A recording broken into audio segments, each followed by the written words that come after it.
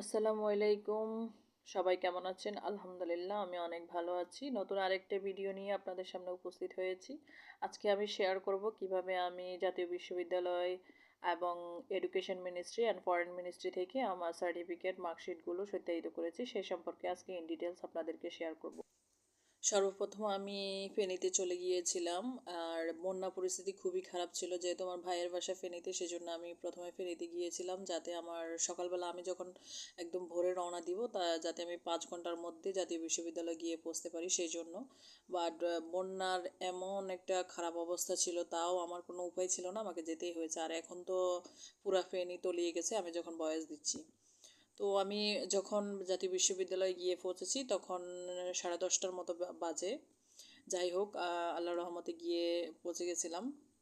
তো আপনারা হচ্ছে যে যারা যারা হচ্ছে যে সত্যায়িত করবেন বা সার্টিফিকেট মার্কশিট উঠাবেন, তারা হচ্ছে যে ওয়ান ওয়ান স্টেপ সার্ভিসে সর্বপ্রথম যাবেন। ওখানে সব ধরনের কাজ করা হয় আর কি। তো আমি একটু ক্যাম্পাসটা ঘুরে দেখাচ্ছি। অনেক সুন্দর ক্যাম্পাস, আমার কাছে অনেক ভালো লেগেছে এবং আমি সেজন্য একটু ঘুরে ঘুরে দেখছিলাম। এই যে এই রাস্তাটা দিয়ে হচ্ছে যে যেতে হয় আর কি। তো আমি একটু আসলে ভিউগুলো নেওয়া ট্রাই করছিলাম, যাতে আপনারা খুব সহজে বুঝতে পারেন আসলে কোথায় সর্বপ্রথম যাওয়া লাগে। আর ভুলেও কেউ দালালের খপ্পরে পড়বেন না, বলে রাখতেছি। সেই জন্য যারা একবার দালালের খপ্পরে পড়ছে তাদের আর রেহাই নাই। তো সর্বপ্রথম আমি ওয়ান স্টপ সার্ভিসে চলে গিয়েছিলাম এবং ওখানে জিজ্ঞেস করেছিলাম কিভাবে সত্যায়িত করতে হয়। তো ওনারা আমাকে হচ্ছে যে বলেছিল একটা আবেদনপত্র লেখার জন্য। তো আমি এভাবে করে আবেদনপত্র লিখেছি। আপনারা ভয় পাবেন না, এই ধরনের আবেদন হচ্ছে যে ওখানে লেখা থাকে। আমি আসলে ডিগ্রি লিখে ফেলেছিলাম। তো উনি বললো যে ডিগ্রি হবে না, ডিগ্রি বা মাস্টার্স একই কথা, মানে একরকম লিখলেই হয়, এই আর কি। তো যাই হোক, ওইটা যখন জমা দেওয়া হবে তখন আপনাকে হচ্ছে যে এই ধরনের একটা সোনালী ব্যাংকের একটা রিসিপ্ট দেওয়া হবে এবং প্রতি পিস ফটোকপি হোক মেইন কপি হোক 300 টাকা করে আপনার থেকে রাখবে সেটাইটার জন্য। এই যে আমার 10 কপি ছিল, মেবি 10 কপি আর 8 কপি ছিল, আমার এই মতো মনে পড়ছে না। 300 টাকা করে আমার 2400 টাকা হয়েছিল। যাই হোক, আমি পেপারসগুলো জমা দিয়ে এরপর আমি সকাল থেকে কিছুই খাই নাই। এরপর একটু ক্যান্টিনে গিয়ে খাচ্ছিলাম, অনেক ক্ষুধা পেয়েছিল। তো এরপরে আমি আর আসলে ভিডিও করি নাই। অ্যাটেস্টেশন হয়ে গিয়েছিল, আমাকে প্রায় 2:30টার দিকে দিয়ে দিয়েছিল কাগজপত্রগুলো। এরপরে আমি হচ্ছে যে একটা হোটেলে ছিলাম। কিছুই করার নাই, জীবন অনেক কঠিন, আমাদেরকে মানিয়ে নিতেই হবে।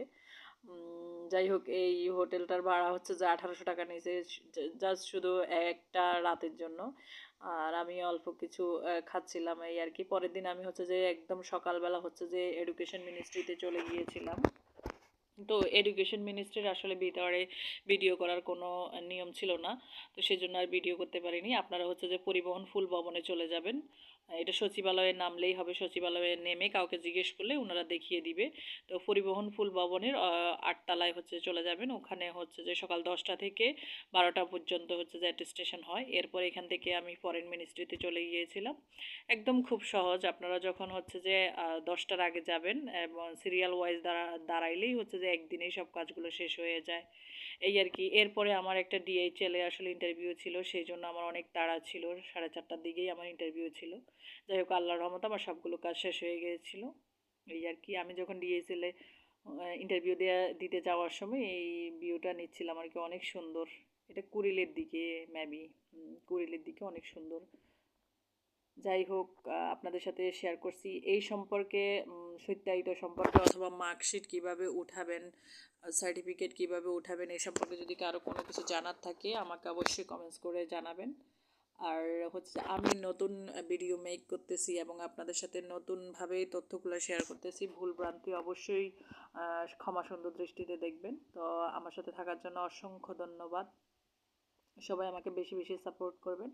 এটা ডিএসএল এর অফিস, অনেক সুন্দর, অনেক সুন্দর অফিস, আমার কাছে অনেক ভালো লেগেছে। তো সবাই আমার জন্য অবশ্যই দোয়া করবেন। তো যাই হোক, আমার 2 দিনের জার্নি শেষে আমি রাতের ট্রেনেই ব্যাক করেছিলাম। এর পরের দিনই বন্যার কারণে সকাল 10টা থেকেই মহাসড়ক একদম ব্লক হয়ে গিয়েছিল, ট্রেন বন্ধ হয়ে গিয়েছিল। তো আল্লাহর কাছে অশেষ শুক্রিয়া যে ঠিকঠাকভাবে বাসায় এসে পৌঁছেছি।